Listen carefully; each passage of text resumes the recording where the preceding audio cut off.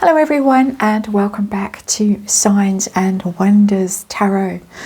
And this evening I want to look at someone who's been in the news for really all the wrong reasons recently, but is coming across, for me anyway, as a very powerful person with potentially a very important role to play in the United States in future, and that is Charlie Kirk's widow, Erika Kirk. And now, first of all, disclaimer, I really didn't know much, if anything, about either of them until the events of the past week or so. Not in my frame of reference, really, but I have been watching things that she's been saying, reading about her, looking at her, and her energy interests me. It interests me very much, and I got a nudge today.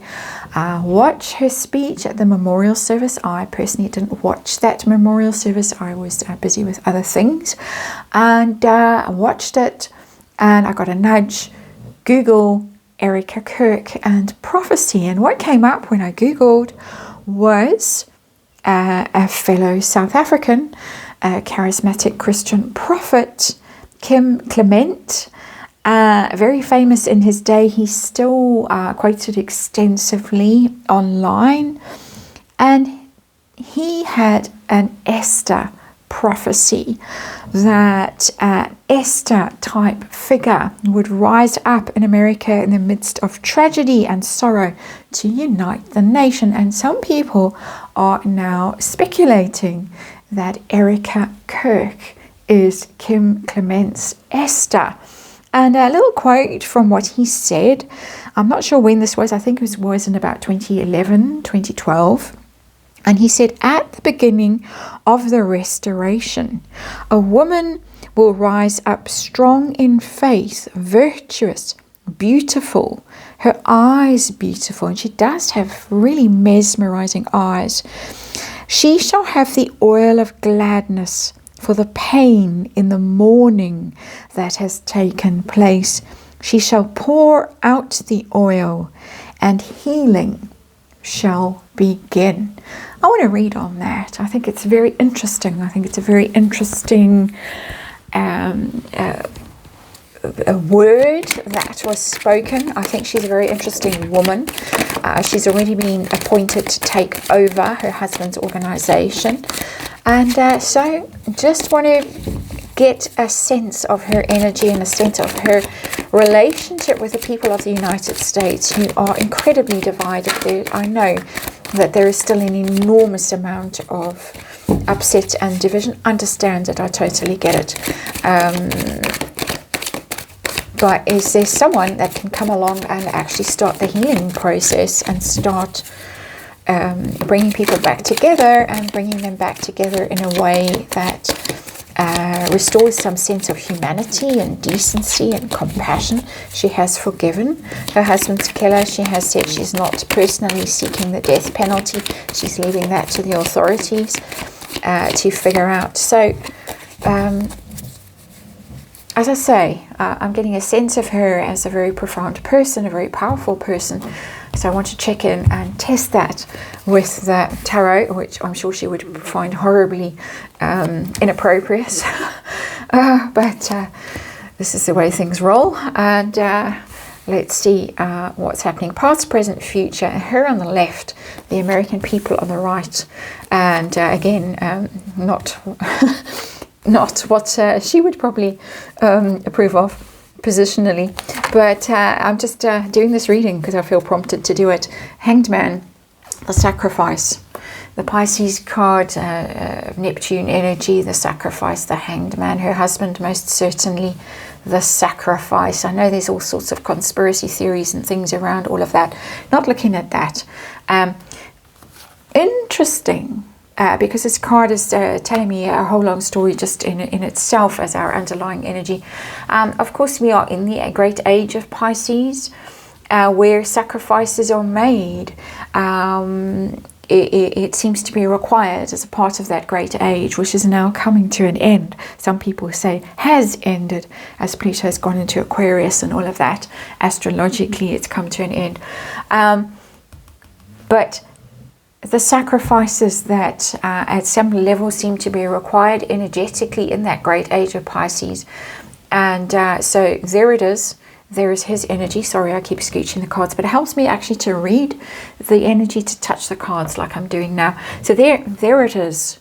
And interestingly, in that sacrifice energy of the Hanged Man is enlightenment, an awakening, a revival, a restoration, an awareness, a seeing things differently. And maybe things need to be seen differently on all sides.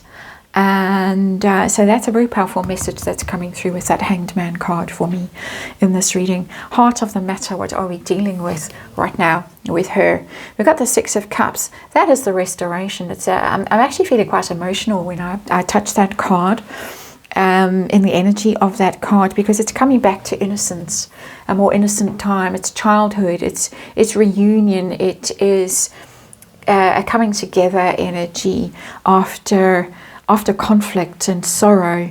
It follows the Five of Cups in tarot. And the Five of Cups is the card of grief and sorrow and regret.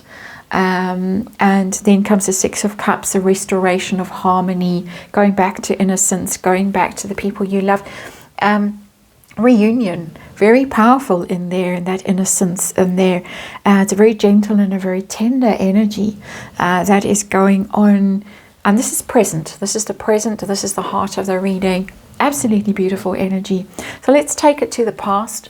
This is her energy over here. That's between. And interesting. I didn't put a time frame on the past. I didn't feel I needed to. It tells a very vivid story. Her energy with the Three of Swords. This is very recent past with her heartbreak and her loss. Bitter loss, an unimaginable level of grief that she's going through, which she's handling with such grace and courage. I don't think many people would be able to display that level of grace and courage that she has, and leadership, interestingly. On the people's side, we've got the Devil in reverse. That's interesting, because the Devil card is about obsession, and it's about materialism, vice, being chained to something very, very toxic, and that can be a toxic ideology, and it's breaking free. It's breaking those chains in the reverse. People coming out of some sort of almost shall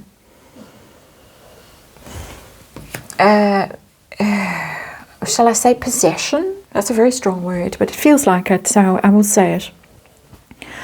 And what's between? What's between is the promise of the future. It's just the Ten of Pentacles. The Ten of Pentacles is about the future. It's about legacy. It's about what you pass down through generations. It's about making sure that your values and your family and your energy is secure going forward. It's about all coming together, the generations coming together in a very, very powerful way. And that is what has happened. That I know that there is a lot of animosity and division still, very entrenched ideology, very entrenched views. But I think ordinary people, well-intentioned people, are thinking, hang on a minute, I don't want to be so invested in an ideology that's possibly toxic. Whatever side of the divide that ideology is.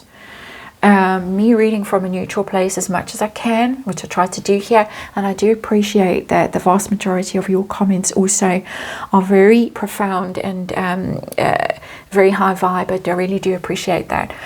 But that energy in between is also very profound and very high vibe. That's what people want.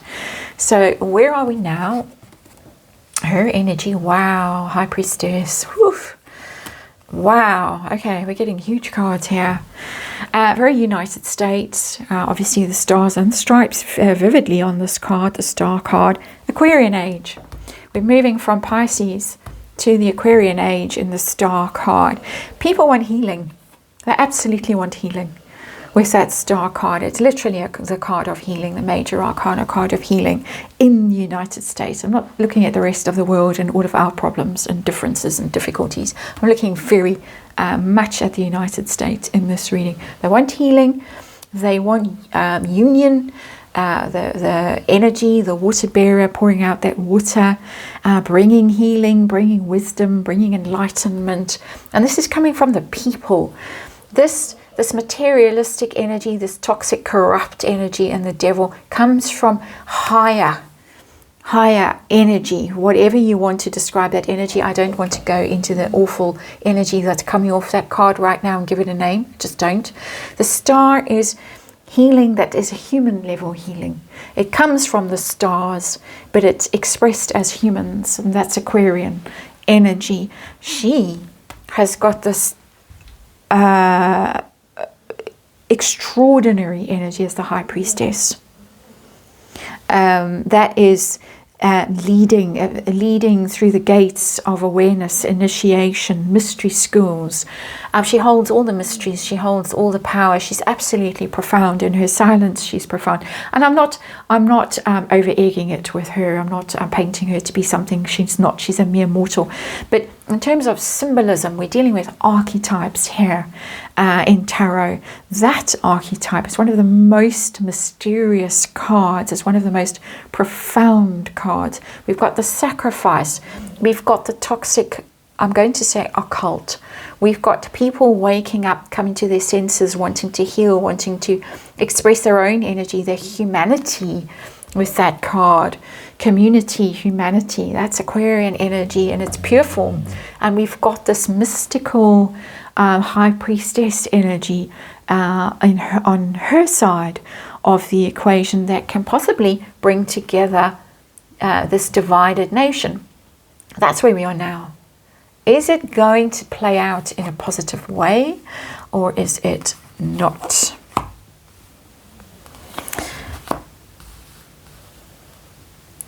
I'm getting that she's going to be very, very driven, very focused, very ambitious in what she sets out to do. Very. With the Chariot, and it's the card of willpower and drive and tenacity, really going after your goals. A very, very direct, another major arcana, that she's going to step into this power, this role, very in a very energized way, and drive forward. And the Chariot is a card of unity, because the yin and the yang energy and the black and the white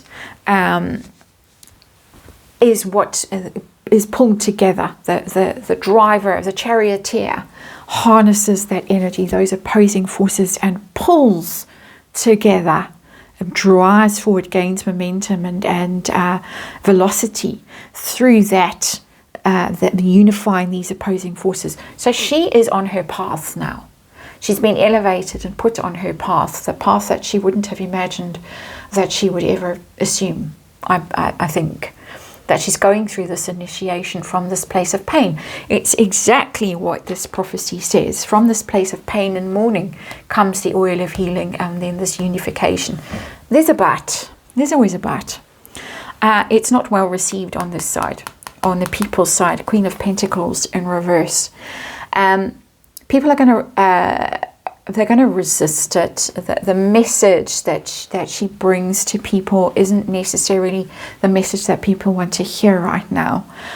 With that Queen of Pentacles in reverse, there's going to be opposition to her and her message. Queen of Pentacles, very grounded, very generous, very kind energy, very abundant energy, gentle energy. The Queen of Pentacles, it's wife energy. That's who she is. And there's going to be people who are going to feel that she's not fulfilling that role, that they don't want to hear from her directly. It's interesting, it's so female, and the problem with this assassination was gender. And there we have a woman, and she's very much a woman's woman, the Queen of Pentacles. And so it's there's resistance to this message. That's all that's coming through for me. So again, it's a big card, a high status card in the tarot. And what's between is it's choice point with the Two of Swords. Two of Swords is division, is two paths, two approaches to life, two ways that you can go down, that famous poem. People being forced into a choice point by what is going on now. And it's difficult. And they're not necessarily that enchanted with either option. And I get this from the Queen of Pentacles, that I don't think she's going to have it easy with unifying people, because of this toxic energy that's still sitting on this tarot table. The energy that I want off this tarot table is that and that. Energetically, for me to look at this tarot table, that is a hard card to look at, and that is a hard card to look at. People are going to have to make very hard decisions, and they're going to be resistant to it. They're not quite ready for the message. But in this outcome energy future, and I haven't put a time frame on it, by far the most powerful card is this one, the Chariot.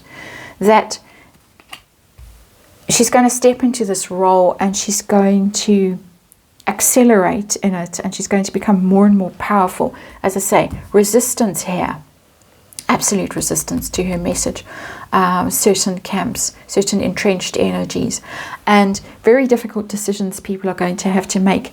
Do you want to stay so separated, so divided, as those two swords are pointing off in different directions? Or do you want to basically put down those swords and go in a direction that might be quite uncomfortable for you if you're not necessarily that faith invested, if you're not necessarily that conservative? That's the kind of issue that I'm getting. And then on the other camp, completely the notion of gender and all of that's coming from the other side. So a lot of conflict around the role of women going forward, and that's where the battle lines are drawn, and that's where the decisions have to be made.